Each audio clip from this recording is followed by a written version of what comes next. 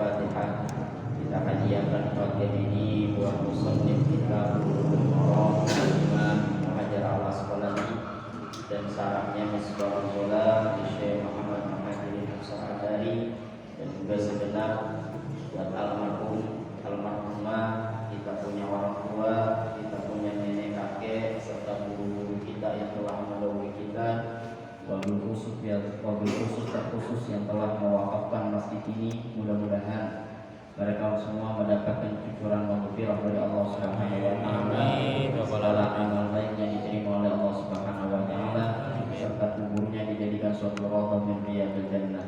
Ala hadhihi niyyah wa ala kulli niyatin shalihah wa ila hadratin nabiyil mustafa Rasulullah sallallahu alaihi wasallam. Al-Fatihah. A'udzu billahi minasy syaithanir rajim. Bismillahirrahmanirrahim. Bismillahirrahmanirrahim. Alhamdulillahi rabbil alamin. Arrahmanirrahim. Maliki yaumiddin. Iyyaka na'budu wa iyyaka nasta'in. Ihdinas siratal mustaqim. Siratal ladzina an'amta 'alaihim ghairil maghdubi 'alaihim. Bismillahirrahmanirrahim. Makin Enggak. Cuma apa? Masuk ke masjid lantaran kondisinya dia Head. junub atau haid, maka itu dilarang. Dilarang. Hukumnya haram. Makanya di dalam syarahnya ini dijelaskan fanafiyut tahlili yadullu ala tahrim, maka tiada halal ini menunjukkan atas haram. Fastufida minhu annahu yahrumul lubsu fil masjidi lihaidin wa man bihi hadathun akbaru aikunun. Maka diambil paham dari hadis bahwasanya haram diem di dalam masjid buat orang yang haid dan buat orang yang berhadas besar, yakni junub. Wa qisa bil haidi an-nufasa'u diqiyas. Kalau ini kan hadisnya ngomongin orang junub sama orang haid, apakah boleh buat orang yang nifas? Itu sama aja. Orang yang nifas pun hukumnya haram diam di dalam Masjid. Ingat, ini yang dilarang diam. Kalau itu mau lewat, nggak apa-apa. Lewat dong, ini maksudnya masjid dilewatin. Ini masjid nih, lewat dong terbalik lagi udah, nggak ada diem. Belum sama kagak? Belum, kita belajar udah kagak. Wa ammal mururu fil masjidi bidunil lubsi lihaidin wal fasa'a wa man bihi janabatun fayahillu. Adapun cuma lewat dalam masjid lewat, kagak diem, lewat dua. Enggak diem, melewat dua. Lihaidin wal fasa'a, buat orang yang haid dan buat orang yang nifas, wa man bihi janabah, dan buat orang yang junub, fayahillu, maka hukumnya boleh. Jadi larangan hadis ini adalah kalau diem. Kalau melewat Boleh. Contoh di sini lagi Pak. Dikit lagi kan kita bulan suci Ramadan. Ya. Itu dalam bulan suci Ramadan ada beberapa amalia Pak. Salah satunya iktikaf di 10 akhir Ramadan.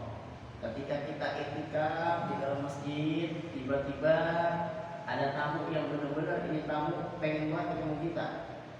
HP kita membawa tasbih doang, begini. Sehingga cerita ada tamu dan bini kita kebetulan lagi head, mau nelfon gak bawa HP, ya kan? Akhirnya mau ngomong apa ini? Masuk, murur, jalan, lewatin, bukannya diem. Ketika bini kita lagi head masuk ke masjid, lewat dalam masjid kalau kita, bang ada tamu di rumah. Terus bini kita balik lagi, kira-kira dosa apa? Dosa nggak bini kita kondisinya lagi masuk masjid? Nah, dosa apa? Kenapa? Karena lewat doang. Kecuali ini, kalau andai kata pengen ngasih tahu kita, ongkol dulu Pak di sini gini. Ongkol dulu dia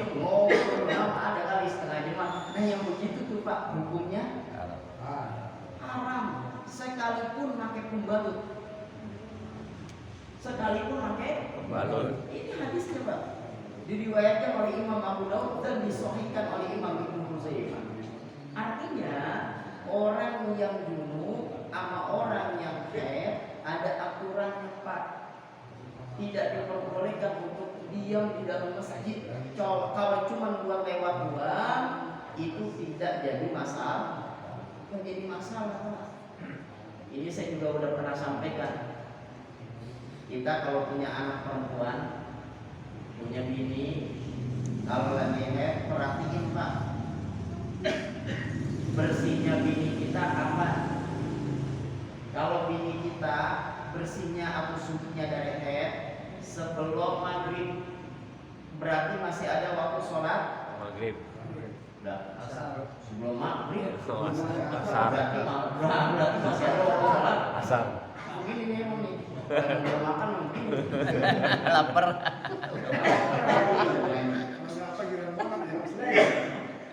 Kalau sebelum maghrib berarti masih ada waktu sholat asar.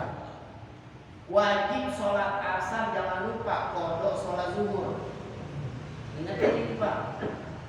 Kalau wanita sucinya sebelum maghrib wajib sholat asar plus kodok sholat zuhur. Kalau bini kita, anak kita sucinya sebelum subuh, berarti masih ada sholat. Yang ini. Sebelum subuh berarti masih ada waktu sholat. Sholat isya plus jangan lupa kodok sholat maghrib. Emang apa? Karena zuhur sama asar itu bisa dijama, Pak. Maghrib sama isya bisa dijama. Tuh, aturan fikihnya begitu. Kalau andai kata seorang perempuan yang haid kagak mengkodok sholatnya ini, Pak, berarti hukumnya dosa. Kita sering banget dicekokin hadis yang begini nih, model ini. Kunna nu'maru biqada'i shaumi wala nu'maru biqada'i sholati. Dulu kita kan diperintah buat kodok puasa, bukan kodok sholat. Iya, Pak, itu hadis benar. Cuman ada hadis satu lagi nih yang jarang disampaikan. Al-haidu idza tahara qabla ghurubi syamsi sholati dhuhra wal asra wa idza tahara qabla tulu'il fajri sholati isya wal maghrib. Nah, ini yang jarang kita dengar nih. Orang haid kalau sucinya sebelum terbenamnya matahari, maka dia wajib sholat asar plus qada zuhur. Orang haid kalau sucinya sebelum terbitnya matahari, belum subuh maksudnya, maka dia wajib sholat isya plus sholat maghrib. Jadi kondisinya itu dilihat sucinya. Kalau sucinya andai kata habis maghrib, berarti udah lewat. Iya, udah lewat asar. Benar kan ya? Lapar lagi dong, Pak. Habis maghrib ini suci nih, ya kan? Ya, berarti asar udah habis tuh. Habis. Udah itu mau bersama kodok sholat, Pak. Kalau udah habis. Kalau misalnya sucinya habis subuh, udah, Pak, nggak usah pakai kodok. Bisa, udah jauh ngomong nggak bisa. Kalau maghrib udah sholat aja subuh langsung. Ini aturan dalam fikihnya. Yang kedua, buat orang yang haid dan buat orang yang junub juga, khususnya kalau tadi haid, sekarang junub. Kalau kondisi orang junub belum bersuci, artinya belum mandi, Pak, la tadkhulu fihi malaikatun. Malaikat kagak bakal masuk ke rumah. Jadi kalau kondisi kita junub, malaikat kagak bakal masuk. Malaikat siapa ini? Malaikat rahmat, bukan malaikat Israel. Kalau Israel maka gak pakai mandang, Pak. Walaupun di situ ada ekor anjing juga, ada apa di situ? Hotel aja di Israel. Yang kagak masuk adalah malaikat. Rezeki kita jadi seret, Pak. Kenapa? Jangan sampai kita nunda-nunda untuk mandi bersuci. salah satu efeknya adalah tadi malaikat rahmat kagak masuk, yang kedua rezekinya jadi seret kagak lancar gara-gara kondisi kita junub. Nah, ini dari segi larangan Nabi Shallallahu Alaihi Wasallam. Ketiga, buat orang yang junub, buat orang yang haid juga,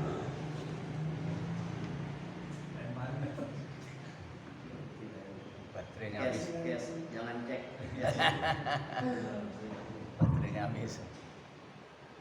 Buat orang yang junub sama buat orang yang haid kalau boleh belajar Quran.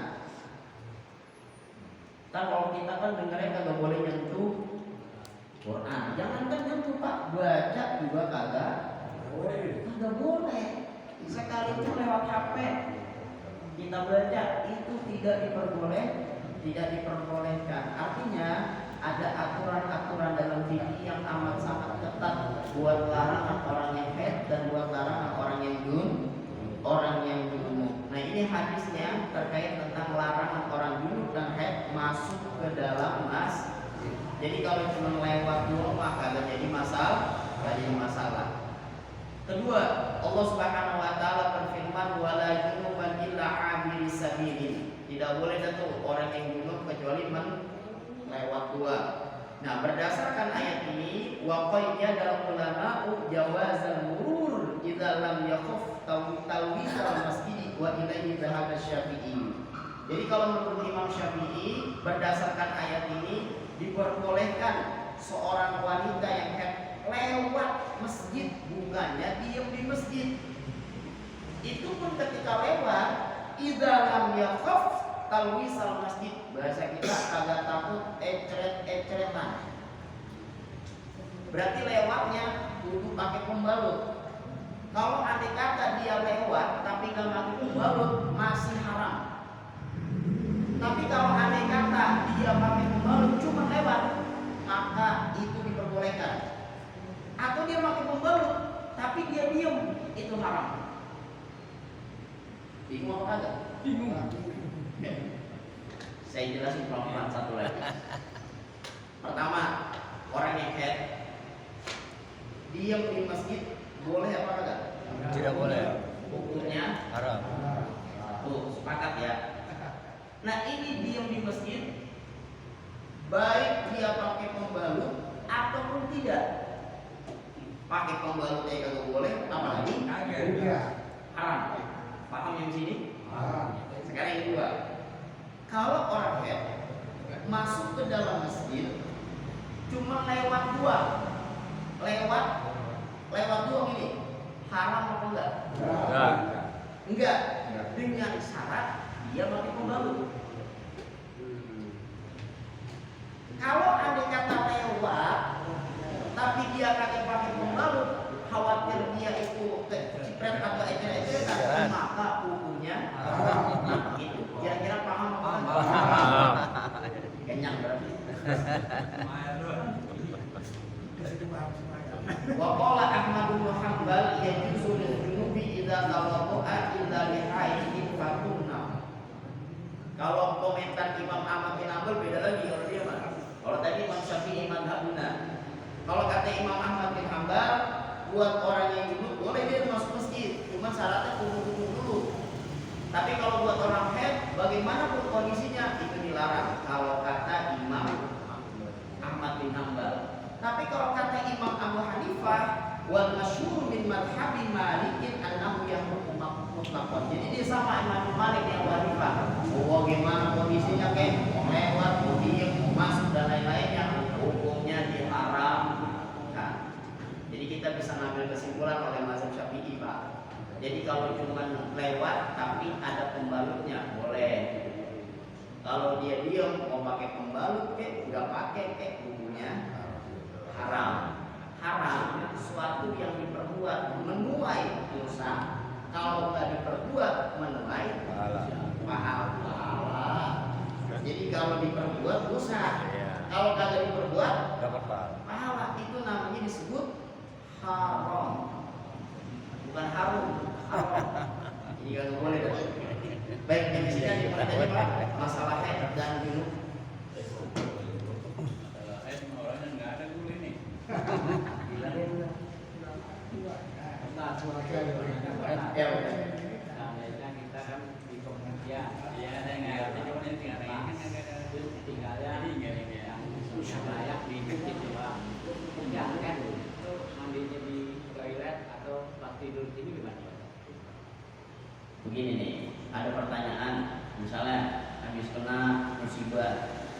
jalan di masjid kebetulan sama bini kita juga ada. Nah itu bagaimana tuh? Apa bini kita tidur di luar? Kita di dalam, dia lagi head ya. Nah ini Pak, kalau seperti ini karena kondisinya darurat ya.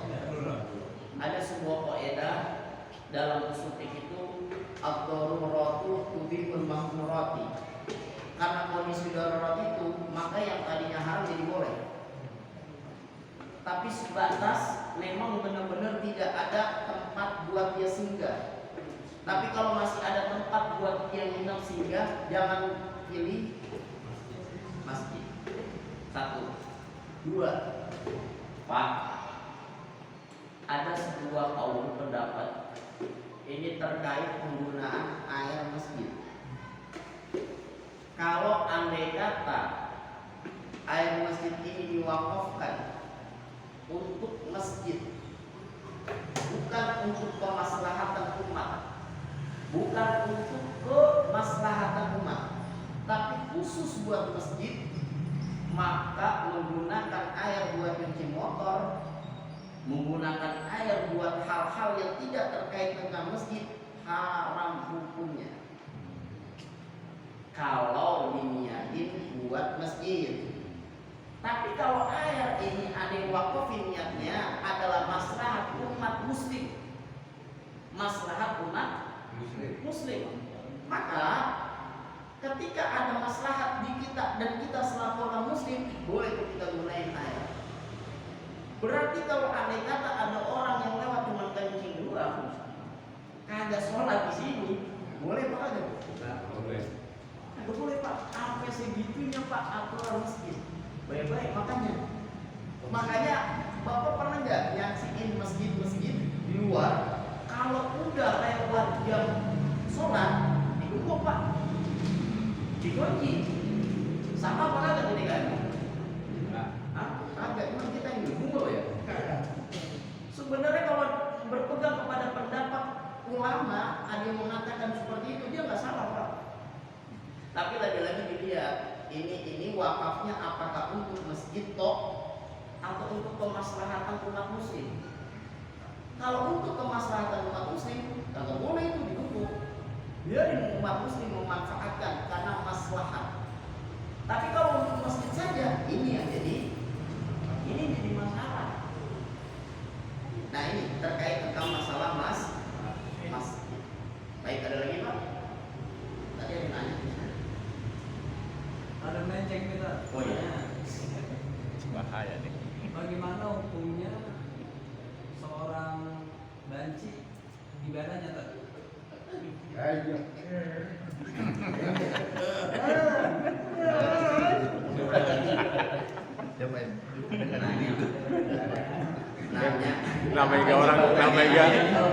Namanya orang nanya gimana sih?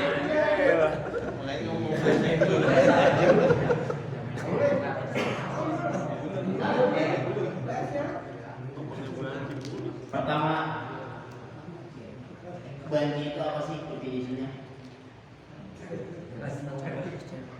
Ya Pak, banci itu apa definisinya? Setengah-setengah ada, setengah-setengah ya? Setengah-setengah ada ya?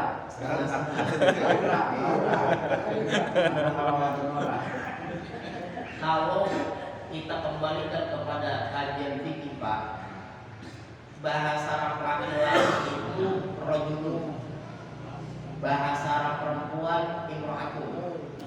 Nah, mungkin istilahnya yang kita sebut itu banci, tapi tidak sesuai dengan definisi fikih. Namanya disebut unsa. Dalam fikih, wabil khusus dalam kitab Bajuri, sarah daripada Fathul Qorib, yang namanya al-unsa itu orang yang memiliki dua kelamin Pak. Orang yang memiliki dua kelamin unsa. Dua kelamin. Jadi ada kelamin perempuan ada, kelamin laki-laki Ada. Begitu namanya disebut unsa. Nah yang model begitu ibadahnya ada ribet. Mungkin ntar kita akan jelasin terkait banci yang modelan kita bagaimana itu. Ini saya jelasin dalam perspektif fikihnya dulu. Unsa dalam kajian fikih orang yang memiliki itu cewek apa cowok. Nah itu ada ulama fikih yang memberikan pendapat dirinya ketika awal dia lahir kencingnya yang keluar mana duluan. Kalau yang kencingnya duluan keluarnya adalah lewat jalur vagina perempuan, wa hukima alal mar'ah, dihukumkan perempuan sekalipun punya alat kelamin laki-laki. Tapi kalau kencingnya keluarnya laki-laki, maka dihukumkan dia laki-laki sekalipun ada alat kelamin Perempuan. itu yang ribet Pak dalam fikih. Makanya ada bahasanya al-khufa al-mushkil. Nah, sekarang kita kembalikan ke masalah kita. Banci menurut pandangan kita adalah yang tadinya laki-laki misalnya berubah ke perempuan, atau dari perempuan berubah ke laki-laki.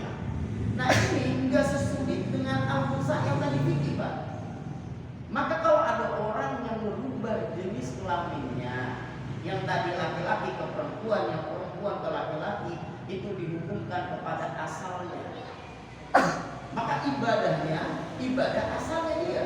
Contoh, tadinya laki, berubah ke perempuan, maka ibadahnya adalah ibadah laki-laki.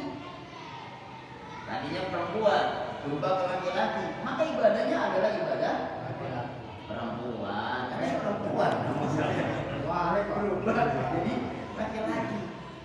Nah kalau anda kata dia melakukan ibadah yang memang udah perubahannya, tadinya perempuan berubah laki-laki, terus ibadahnya ibadah laki-laki, biasa sholatnya. Satu Pak, apa yang Allah kasih kepada kita udah SNI banget ini. Benar Pak, udah SNI, udah standar nasional udah.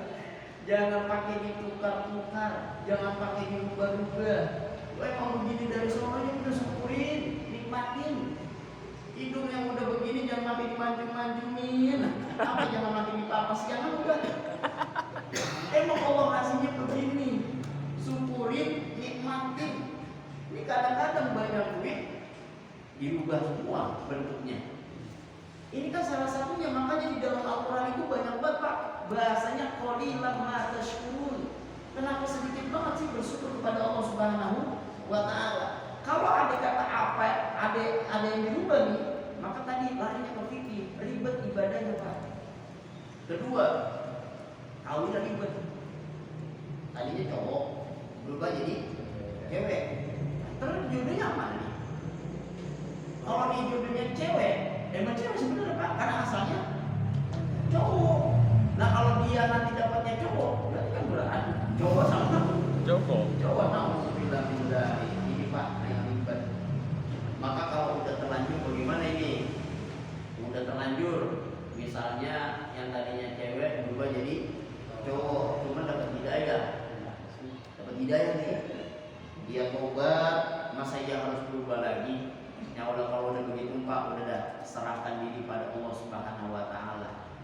Karena kalau dalam tuntutan fikih maupun begitu, asalnya cowok, ya udah semuanya aturannya cowok kalau boleh berubah. Nah, ini makanya banci ini sebenarnya istilahnya, ini istilah kita sebenarnya Pak. Kalau dalam perspektif fikih ya, itu bahasa Arabnya unsa. Unsa itu orang yang punya alat kelamin dua Pak, beneran dua, laki-laki sama perempuan, itu namanya unsa. Nah kalau di kita bukan unsa sebenarnya, apaan istilahnya? Iya benar, di kita nggak tahu Pak istilahnya, Anda juga masih bingung mengistilahkan apa. Dikata dia unsa tapi nggak masuk kriteria fikih, itu kan banci istilah kita doang itu Pak, kagak ada di kita. Babur banci kagak ada. Ya, adanya al-khufa al-mushkil. Jadi kalau dilarikan ke fikih itu tidak masuk kategori yang namanya banci. Jadi Musa itu punya dua alat kelamin. Banyak orang berubah sendiri ya. Itu berubah sendiri. Bagaimana? Kalau fikihnya gantian. Baik, ada lagi Pak? Kamu ditanya. Ada gak tanya tuh? Ya, silakan Pak.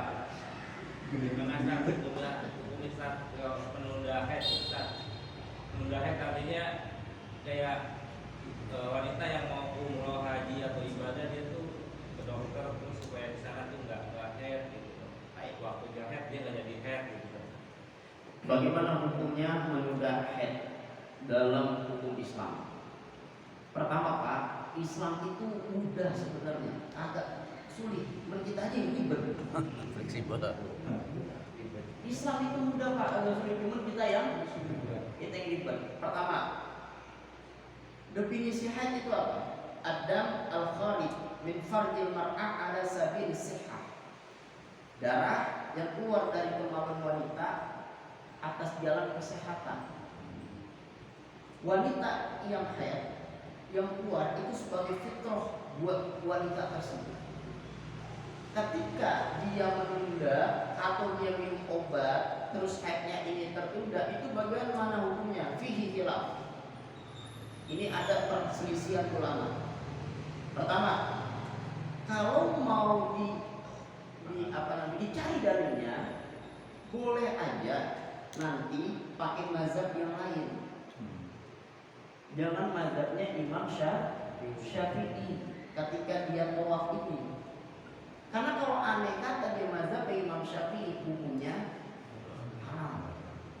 Satu opsinya. Opsi yang kedua, kalau mau kekeh mazhab Imam Syafi'i, kudu tungguin. Jadi jangan dia kudu dia kurang haidnya. Masalahnya kan kita kalau misalnya umroh haji ada waktunya Pak. Ya, kalau umroh minimal banget 9 hari. Nah, perempuan kalau bersih kadang-kadang 7 hari. Nungguin dia dua Pak, belum kelar ibadah kita. Itu kan masyarakat sulit. Boleh kita mazhab itu Pak. Nah, yang ketiga, boleh aja dia mengkonsumsi obat. Tapi dengan syarat Pak, harus dia konsultasi kepada ahli tim, dokter spesialis yang benar-benar mendalami dunia haid. Sehingga ketika dia curhat, dia konsultasi, diberikan pengarahan, dan ini tidak berefek kepada badannya seketika minum obat itu, dipersilakan. Karena melihat pertama, haji Pak, daftarnya orang Masya Allah, daftar orang 10 tahun Pak, bahkan 20 tahun ke depan, baru bisa, benar nggak? Bisa sih langsung berangkat, butuh banyak roda aja. Melihat kondisi seperti itu dan amat sulit buat kita, maka itu masih diperbolehkan, ada ulama yang membolehkan. Tapi tadi lagi-lagi kudu dia konsultasi dengan dokter, baiknya dan buruknya bagaimana. Karena darah haid itu fitrah seorang wanita Pak, fitrah seorang wanita. Keluar itu sebenarnya Pak penyakit-penyakit melalui darah haid. Nih salah satu hikmahnya, laki-laki boleh nggak pakai emas? Enggak. Yang boleh pakai Perempuan. perak, bikin batu boleh nggak? Iya. Batu boleh batu. Cincin nggak boleh ya? Boleh. Mas ada yang larang? Nah pertanyaannya begini, kenapa Rasulullah melarang seorang laki-laki pakai emas? Karena ada bakteri kuman-kuman yang masuk di pori-pori kita Pak. Dan laki-laki ketika itu pakai emas dan dia istiqomah makainya, maka berefek lidok fi syahwat, lemah syahwatnya Pak. Dan mohon maaf, bisa juga keturunannya tidak sempurna secara fisiknya. Makanya dilarang dalam syariat Islam. Dan tidak ada tempat pengeluarannya bakteri tersebut. Kalau perempuan kenapa dibolehin? Ada pengeluar. Karena tiap bulan keluar dulu Pak. Apanya? Haidnya, kotorannya. Maka diperbolehkan buat perempuan. Saya lagi menjelaskan ini, ada dulu Pak, jamaah. Kalau ini yang udah main pos gimana? Udah keluar lagi penyakitan dulu sampai begitu. Ini kan hikmah Pak, ini kan hikmah. Kalau memang nenek-nenek di situ agak kuat, ya bukan berarti nenek-nenek dilarang pakai emas, bukan. Ya, ini salah satu hikmahnya kenapa laki-laki kagak boleh pakai emas. Berarti kalau gitu kan, seorang perempuan yang keluar darah haid fitrah sebenarnya. Nah maka lagi-lagi saya katakan boleh aja, silakan kalau pengen menunda dengan meminum obat, tapi wajib konsultasi karena berefek soalnya kepada badan seorang perempuan tersebut. Baik, ada lagi Pak? Itu kan yang hukumnya wanita kan ada itu yang suka menunda kehamilan kan enggak ya, itu ada. Ya. Itu hukumnya gimana? Apa hukumnya menunda kehamilan? Nah ini Pak, kalau semata-mata nanyanya hukum menunda kehamilan kagak boleh. Semata-mata nanya begini dulu nih. Tapi kalau ada alasannya, ini ada alasannya. Misalnya nih, semata-mata nanya doang, Pak, bagaimana hukumnya menunda hamil? Hukumnya tidak boleh, karena bertolak belakang kepada hadis Nabi. Nabi SAW menyuruh kita kawin sama wanita yang subur-subur, biar banyak umat. Nabi, berarti jangan makin ditunda. Udah, setahun satu, banyak banget. Anaknya. Nah, satu nih ya. Yang kedua, bagaimana kalau andai kata ada alasannya? Nah ini yang ada alasannya yang menjadi pandangan fikih. Contoh, kalau ini punya anak berefek bahaya buat emaknya karena ada penyakit, misalnya gitu contohnya.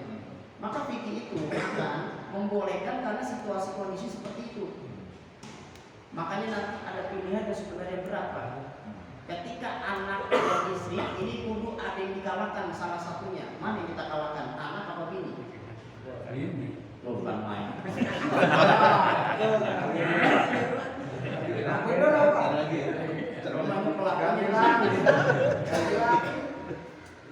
Ini Pak, makanya dari fikih itu nanti ya ketika ini ada bahaya dan ini dipaksa juga, ini nanti akan berefek kepada kita. Akan dikasih pilihan. Kalau andai kata diterusin lahirannya, emaknya nggak selamat.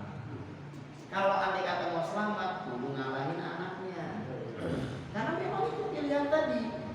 Nah, yang kedua, kalau kondisinya seperti ini dan memang ada uzur, ada alasan, ada sesuatu yang membahayakan, boleh Pak menunda anak.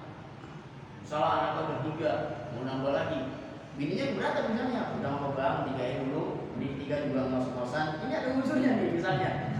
Dari rezekinya atau mungkin bisa jadi, atau dari segi yang lain dan lain sebagainya, itu diperbolehkan dalam Islam. Tapi semata-mata pertanyaannya, bolehkah menunda kehamilan? Jawabannya tidak boleh. Tapi dilihat uzurnya apa, maka disitulah ini pertimbangan fikih. Baik, ada lagi Pak?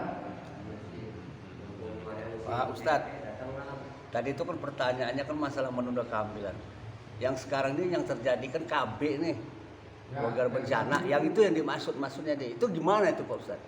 Sekarang kan program KB kan dijalankan sama pemerintah nih. Dan banyak seluruh masyarakat Indonesia yang pakai itu.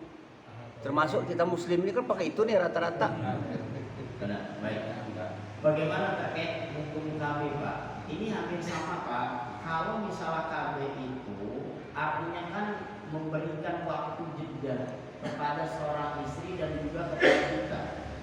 Ketika kita hakul yakin anak banyak dan kita bisa memberikan nafkah tersebut, atau bisa kita melakukan pendidikan syar'i kepada anak-anak kita, silakan, tidak jadi masalah. Program pemerintah berapa? 2 anak cukup. 2. Nah kalau misalnya apa kata kita 3, berarti anak ketiga kita apa jadinya? Jangan yang ngapain itu alhamdulillah dari Allah Subhanahu wa taala. Udah Pak, itu kan pemerintah untuk meminimalisir pertama dari kita, ya, terkait tentang ekonomi, terus lagi yang kedua terkait tentang pendidikan, ya, itu silakan jadi masalah. Tapi bukannya itu artinya larangan lebih daripada 2. Jadi kalau kita yakin silakan. Orang nanti juga memerintah, Pak ini buka firman umat, aku pengen banyak umat-umat supaya apa tujuannya? Ada generasi penerus kanjeng Nabi SAW dari segi sunnah-sunnahnya. Silakan jadi masalah. Jadi KB itu sebenarnya untuk meminimalisir adanya jarak penjagaan. Kalau nggak kayak gitu Pak, bahaya, bisa bablas. Kadang-kadang di KB aja bablas. Bagaimana kakak di KB? Enggak, maksudnya pertanyaan saya itu pelaksanaan KB itu haram apa tidak itu? Diperbolehkan karena itu maslahat. Oh. Itu diperbolehkan melaksanakan KB Artinya nggak masalah ya Pak Ustadz ya? Masalah. Kalau yang Nggak masalah ya gitu? Nggak masalah, itu maslahat. Maslahat dalamnya kebaikan buat kita bersama. Tadi saya bilang, orang di KB aja kadang-kadang Keperasan. Oh, Apa? gimana kita di KB? Subuh. Iya, orang lewat aja lewat jadi Pak. Lewat jadi. Bukan kafe, kalau di Ciamis masuk kafe. Oh, Ciamis kafe. Nah, ada lagi Pak. Janji, mana Ji? Apa? Mana? Kawin lagi, boleh nggak? Dia mah nanya kawin lagi, dia mah nggak jauh, dia mah kawin lagi. Yang kedua hadisnya. Wa an qalat dari Aisyah radhiyallahu anha berkata, ini kata Aisyah nih Pak. Kuntu agtasilu ana wa Rasulullah sallallahu alaihi wasallam fi ina'in wahidin. Aisyah Pak ngomong sendiri, aku mandi bareng sama Nabi seember berdua. Seember Berdua. sama siapa? Nabi. Aisyah. Aisyah. Nabi mandi seember. Dua. Kita Pak kalau udah punya bini, boleh Pak ini sunnah. Oh. Iya. Mandi, bukan yang lain. Mandi. Mandi. Ini Aisyah. Awalnya mandi itu lah. Emang mikirnya kemana? Wah, aku mikir ember segede apa berdua. Mandi. Nabi sama Aisyah mandi bareng di ember yang sama. Tahtalifu aydina fihi minal janabati. Silih berganti tangannya nyendoknya. Ini mandinya mandi junub Pak. Mandinya mandi junub. Nabi nyendok, Aisyah nyendok. Dan lihat enggak? Habis Nabi nyendok, Aisyah nyendok. Nah ini hadis pertama. Menolak di hadis sebelumnya yang udah kita bahas sebagaimana udah pada lupa. Benar apa enggak? Dulu di hadis sebelumnya itu ada larangan kita kagak boleh mandi bekas istri kagak boleh mandi bekas suami. Iya, alasan kenapa? Dikhawatirkan apa? Akhirnya jadi mus kalau mau bareng-bareng. Nah ini hadis memperbolehkan kita mandi junub bareng sama bini kita. Ini yang dimaksud dengan ina, embernya gede Pak ini. Bukan ember buat jemur, bukan. Embernya gede. Airnya banyak ini, airnya lebih daripada dua bola. Boleh Pak kita mandi, nggak jadi masalah. Tanpa takut nanti digosok-gosokkan, boleh kagak Ustaz? Boleh. Menyebab gas. Boleh. Hah? Kan kalau model kita mah beda cerita ini nggak boleh deh. Beda. Tapi intinya adalah di sini salah satu harmonisnya Nabi bersama keluarganya Pak.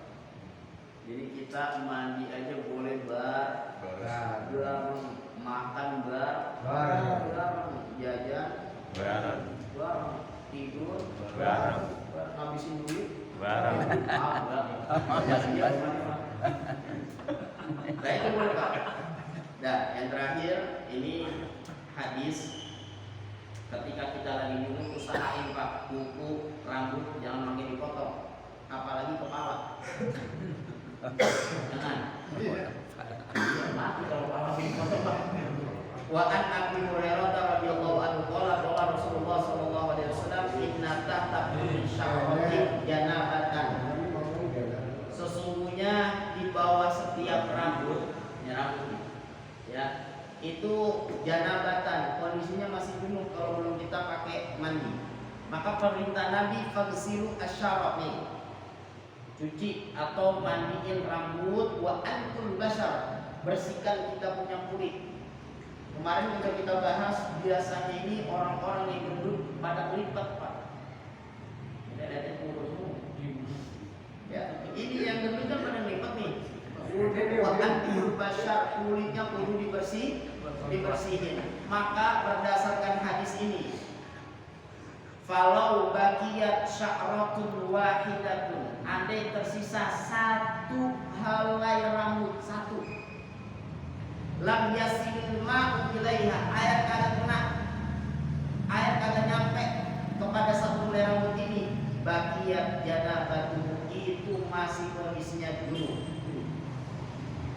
Dan ketika dia belum terkena mandi, belum terkena air, maka nanti di yaumil kiamah nanti mahkumun bil janabah, dihukumkan kondisinya masih belum gelap karena belum mandi. Nah, maka kalau melihat di hadis ini, ini komentar kiai ini komentar pengarang kitab Misbah, komentarnya berdasarkan hadis ini. Wastadalla ulama bihadzal hadisi ala tahrimi izalati sya'rin aw zufrin aw nahwihima indal junubi. Ulama mengambil dalil berdasarkan hadis ini haram menghilangkan rambut, menghilangkan kuku atau seumpama keduanya dalam kondisi lagi junub. Kenapa? Li'annahu mahkumun bil janabati. Karena itu yang terpotong, terputus, dihukumkan kondisinya junub. Fasya'u al-munfasilu masalan qabla ghuslihi minha mahkumun biha fayub'atsu in yaumal qiyamati junuban. Maka rambut yang terputus umpamanya sebelum dimandikan dihukumkan dia junub dan kelak di yaumul qiyamah dibangkitkan oleh Allah dalam kondisi junub.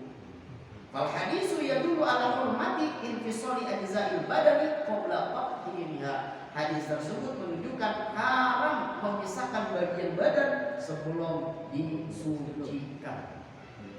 Kira-kira jelas apa enggak? Sudah. Dalilnya ada Mas. Nah, lagi-lagi hati-hati Pak. Saya waktu lagi ngejelasin ini ada salah satu jamaah nge-share video. Bener Pak? Videonya ntar Bapak boleh lihat. Lihat aja Pak. Japri, ntar saya kirim videonya. Ada salah seorang ustazah dan juga ustaz mengomentari bolehnya cukur, bolehnya gunting kuku ketika kondisinya lagi haid. Saya tidak menyalahkan, tapi orang yang nonton yang kagak paham. Itu ustazah yang lagi ngejelasin bukannya pakai mazhab Imam Syafi'i Pak, tapi mazhabnya Imam Ahmad bin Hanbal. Dan ketika kita jelaskan yang ini kan kontradiktif nih. Ini boleh Ustaz, giliran ini kalau boleh. Saya penasaran, mana videonya? Saya lihat dari awal sampai akhir, di bawahnya itu ada tulisannya Pak. Ada tulisannya mazhab Imam Ahmad bin Hanbal. Saya bilang pantas beda. Ini mazhab Imam Ahmad. Yang tadi saya berikan adalah mazhab Imam Syafi'i. Agak bakal ketemu karena masing-masing punya dalilnya. Nah, karena kita kembalinya ini adalah mazhabnya mazhab Imam Syafi'i. berarti kudu ngikutin ini. Jangan pakai dicukur sebelum Junub. mandi Junub. mandi dulu baru Cukur. botakin.